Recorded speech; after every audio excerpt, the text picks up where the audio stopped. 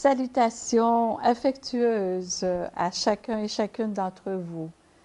Alors, nous sommes réunis de nouveau pour une nouvelle capsule qui s'intitule « L'offrande de soi », l'offrande de sa personne, quoi. Et j'ai donné comme sous-titre « Les portes ouvertes ».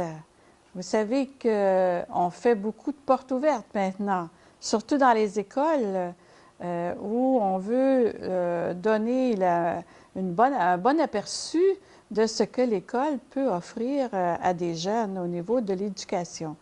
Alors, on va leur montrer tous les services qui se donnent dans cette école pour en faire une très belle publicité. Alors, une école qui fait porte ouverte, c'est toujours une école qui veut montrer aux visiteurs tout ce qu'elle a à offrir pour une meilleure éducation des enfants. Alors, aujourd'hui, nous sommes invités à offrir au Seigneur l'étalage de nos talents, de nos aptitudes, de nos possibilités, tout ce que l'on a, tout ce que l'on est, pour que le règne du Seigneur arrive partout. Alors, on sait que nous avons reçu une existence. Bon, je n'ai pas le choix d'exister. Que vais-je faire de cet être que je n'ai pas choisi? À bien y penser, c'est un peu frustrant. Hein? Comment ne pas subir ma vie puisque je ne l'ai pas fabriquée? Rien en moi n'est de moi. J'ai tout reçu de quelqu'un d'autre. Ah, eh bien Jésus aussi est dans cette situation-là. Il a dit un jour, ma vie, nul ne la prend, mais c'est moi qui la donne. Il en a pris le contrôle intérieur de cette façon-là, en la donnant, sa vie. Alors, comment ne pas subir ma vie? Eh bien, la réponse, c'est en la donnant, sa vie. Si je la donne et que j'en fais une offrande d'amour, je suis libre à l'égard de mon existence. Je la gère en me décollant de mon moi frustré de n'avoir pas été consulté. Il y a deux réactions possibles. Ou bien tu gardes ta vie pour toi, ou bien tu la donnes. Tu la partages, tu l'offres.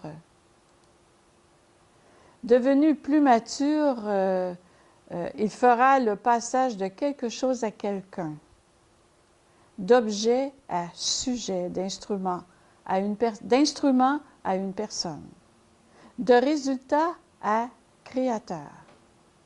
Il va faire l'apprentissage de devenir un véritable être humain avec un esprit et un cœur. Alors, comment devenir quelqu'un? Deux manières possibles. Une consiste à vouloir se distinguer des autres en les dominant, et l'autre en optant pour une valeur évangélique, la générosité, en offrant sa vie. Parfois, on pense que pour devenir quelqu'un, il faut être celui ou celle qui parle le plus fort, qui contrôle les autres, qui bouscule s'il le faut. Cette tentation-là est universelle. Il y a une autre voie où l'esprit de domination se change en respect de toute vie, en un nouveau regard qui accueille toute personne avec ses aptitudes, ses dons. Ça s'appelle de la générosité. Comment cesser de subir une existence que nous n'avons pas choisie? Comment cesser d'être un résultat de circonstances? C'est de nous ressaisir tout entier dans un élan d'amour en faisant de tout notre être une offrande. Il nous faut découvrir Dieu lui-même comme une pure générosité qui suscite la nôtre et qui nous fait entrer dans un monde nuptial, dans ce monde merveilleux où l'existence ne peut s'affirmer que dans le don de soi-même. Comment arriver à la générosité? De trois façons. Premièrement, en se décollant de soi. Deuxièmement, en étant porté dans le cœur d'un autre. Et troisièmement, en offrant sa personne. Quoi faire avec l'obstacle numéro 1 de mon égoïsme? Il faut trancher dans les adhérences de l'égoïsme. Se quitter soi-même veut dire mettre en veilleuse son égoïsme, la partie de soi qui demeure sourde au battement du cœur de l'autre. Pour arriver à maîtriser son égoïsme, pour être délivré de soi-même, pour décoller de soi, il faut être porté dans le cœur d'un autre. Il faut se savoir et se sentir aimé de ce quelqu'un. Si quelqu'un m'aime malgré ce que je suis, avec seulement ce que je suis, il me donne l'élan nécessaire pour me tourner vers l'autre et repousser mes limites, disait Stan Rougier. Stan Rougier, c'est un prêtre français qui est contemporain et qui a écrit plusieurs livres. C'est un grand maître spirituel. Moi, est-ce que je me sens ou si je me sais porter dans le cœur de Dieu? Ai-je fait l'expérience de l'amour de Dieu pour moi? Ou bien si c'est juste quelqu'un qui m'a dit « Dieu t'aime ». C'est déjà beau de savoir ça, mais l'important, c'est d'en faire l'expérience. Avoir la certitude au fond du cœur que je suis aimé tel quel, sans aucune condition, sans que Dieu désire que je sois un autre, meilleur, et qu'il est prêt à me faire confiance avec ce que je suis. Bien, tout ça, c'est un trésor dans la vie de quelqu'un. Ça dynamise toute une vie. Ça donne des ailes, et c'est avec ça que l'on décolle de soi en pensant à donner et à se donner avec générosité. Vous savez, quand on était jeune, on a dit des fois des prières qui sont très belles, mais on ne pouvait pas prendre conscience de la portée de cette prière-là.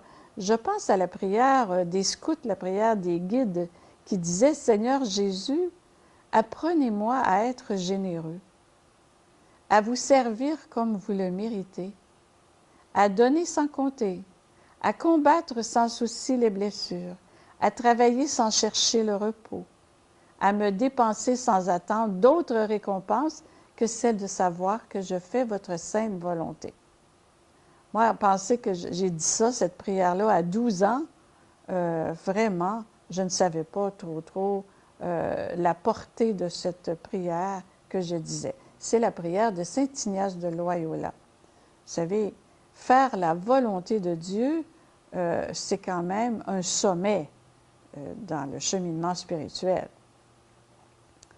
Lorsqu'on s'apprête à construire une maison ou une vie spirituelle, on creuse des fondations. On n'ajoute pas, on enlève, on fait de la place, on vide, mais c'est pour mieux remplir. Et Moïse s'est entendu dire de la part de Dieu quand il l'a rencontré au buisson ardent, « Enlève tes sandales », c'est-à-dire enlève tes préjugés, retire tes paroles injustes, enlève ton masque, quitte tes manques de confiance, retire ta conduite trop rigoureuse et intransigeante, ou bien trop sévère envers les autres, pour faire place à la compréhension, à la tolérance et au pardon. En amour, souvent l'être humain se cherche constamment. Il veut tout rapporter à lui. Il cherche ses intérêts dans sa relation avec l'autre. Il cherche ce que ça lui rapporte. Donc, il faut se décoller de soi, de ce que ça va me rapporter, et contrairement à ce qu'on peut penser, ce penchant positif vers l'autre fait grandir et permet de s'épanouir de s'accomplir et de devenir quelqu'un, un véritable être humain, connaissant la joie et capable d'humaniser la vie autour de lui. Qu'avons-nous que nous n'ayons reçu? C'est la pensée de saint Paul à la première aux Corinthiens au chapitre 4, verset 7. Nous avons tout reçu, à commencer par la vie.